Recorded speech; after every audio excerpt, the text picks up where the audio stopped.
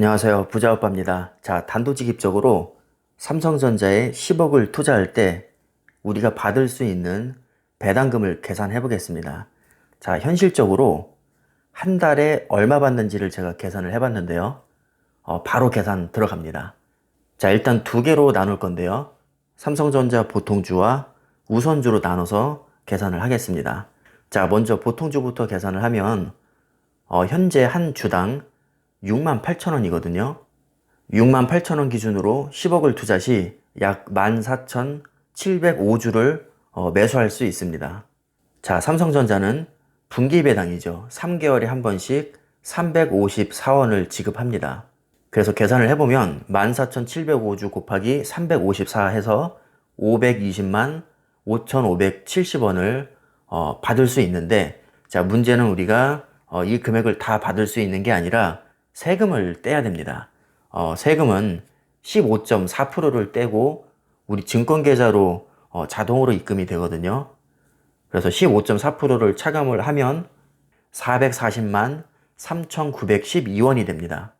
3개월에 이만큼 받으니까 우리가 현실적으로 한 달로 계산을 해보면 146만 7,970원을 실수령할 수 있습니다. 세금까지 다 떼고 실제로 우리가 받는 돈이 146만 7,970원입니다. 자, 10억을 투자한 것 치고는 솔직히 생각보다 그렇게 많지는 않은데, 우리가 삼성전자에 투자하는 이유는 배당금 때문도 있지만 더 큰 이유는 주가의 가치가 지속적으로 올라갈 거라고 믿기 때문이죠. 사실 배당금만 생각하면 삼성전자보다 5배 이상 주는 것도 많습니다. 그래서 10억을 투자한 것 치고는 금액이 너무 작다고 실망하시기보다는 이건 그냥 덤으로 가져가시는 거고, 실질적으로는 주가의 가치가 올라감으로 인해서 우리가 시세 차익을 볼 수 있다는 점, 그게 주 목적이 되어야 할 겁니다. 자, 이번에는 우선주로 계산을 해보겠습니다. 자, 우선주는 현재 주당 가격이 61,900원입니다. 그래서 10억을 풀 매수 시 16,155주를 매수할 수 있고요. 역시 마찬가지로 분기 배당인 354원으로 계산을 해보면 571만 8,870원이 나옵니다. 자, 여기서 15.4%의 세금을 떼면 우리가 실제 받을 수 있는 금액은 483만 8,164원입니다.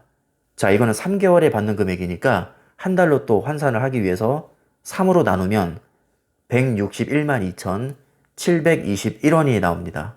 자, 세금까지 완전히 다 떼고 우리가 실제로 손에 쥐게 되는 돈이 한 달에 161만 2,721원입니다. 자, 어떻게 생각하시나요? 이 정도 금액이면 만족스러우신가요? 생각보다 금액이 적다고 느끼실 수도 있겠지만, 이건요, 말 그대로 배당금입니다. 지금 시점에서 만약에 10억을 투자를 한다면 10년 후, 20년 후에는 최소한 저는 몇 배 정도는 올라 있을 거라고 생각을 하는데, 이 배당금이 성에 안 차면 조금씩 뺐어도 상관없겠죠.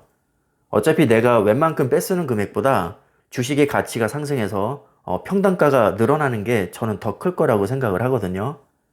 그래서 저는 요즘에도 삼성전자를 계속 추가 매수를 하면서 배당금으로 놀러 다닐 상상을 지금 하고 있습니다. 생각만 해도 너무 뿌듯합니다. 자, 지금 제가 계산한 것은 2020년 11월 26일 종가 기준으로 10억을 풀 매수 시 단순 계산한 것이고요. 주가의 변동은 전혀 고려하지 않았습니다. 그냥 예를 들기 위해서 단순 계산한 것이고요. 자, 배당금은 주식 수량에 비례해서 지급하기 때문에 수량이 키포인트입니다. 어차피 길게 장기 투자할 주식이라면 주가는 최종 매도 시점만 생각하시면 됩니다. 따라서 당장에는 수량만 생각을 하면 되는데, 수량에 초점을 맞춰서 생각을 해보면 오히려 주가가 하락을 하거나 횡보해 주는 게 수량을 모으는 데는 훨씬 유리합니다. 갑자기 주가가 올라버리면 내가 수량을 많이 살 수가 없거든요. 그래서 수십 년 후에 기업이 크게 성장할 것을 믿는다면 경제적 자유를 위해서 최대한 오래 버티셔야 합니다. 수익이 몇십 프로 났다고 그냥 팔아버리면 내 종잣돈이 다 날아갑니다. 종잣돈이 없으면 그 주가가 나중에 떡상을 해도 나는 돈을 벌 수가 없는 거죠. 내가 주식을 오래 보유할수록 누적 수익률도 올라갈 것이고 절대 금액도 커질 것이고 배당금도 두고두고 계속해서 받아먹을 수가 있습니다.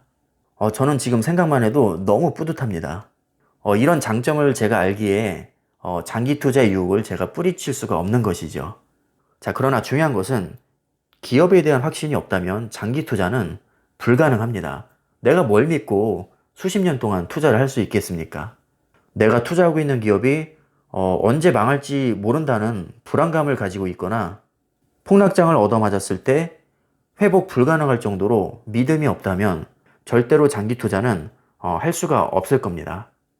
그래서 저는 무조건 장기 투자가 좋다고 말하지 않습니다. 종목에 따라 달라질 수 있는 것이고요. 일반적으로 우량주일수록 장기 투자에 대한 안정성은 높다고 할 수 있습니다. 그래서 제가 국내 주식 중에서는 삼성전자만 유독 강조를 하는 것이죠. 자, 우리가 분명히 해야 될 것은 장기 투자라는 것이 무조건 최고의 투자라고 할 수는 없습니다. 왜냐하면 미래는 아무도 알 수 없거든요. 내가 믿음을 가지고 투자를 하는 것이지 절대로 100% 담보할 수는 없습니다.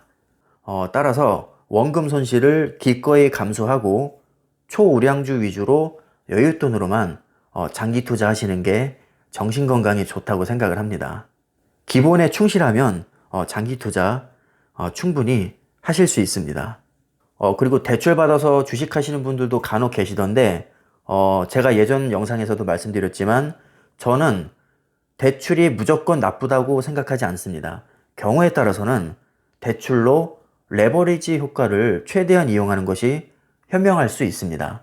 제가 중요하게 생각하는 것은 대출을 받고 안 받고가 아니라 내가 감당할 수 있는 범위인가 아닌가가 중요합니다. 자, 예를 들어서 1년에 5억을 버는 사람이 2억을 대출해서 주식 투자합니다. 저 그런 거 반대하지 않습니다. 갚을 능력이 되니까요. 정말 운이 나빠서 내가 대출받아서 투자를 했는데 손실을 봤습니다. 그래도 괜찮습니다. 왜냐하면 1년이면 5억을 벌잖아요. 자, 반면에 한 달에 300만 원을 버는데 생활비로 250이 나갑니다. 자, 이런 분들은 절대 대출받으면 안 되겠죠.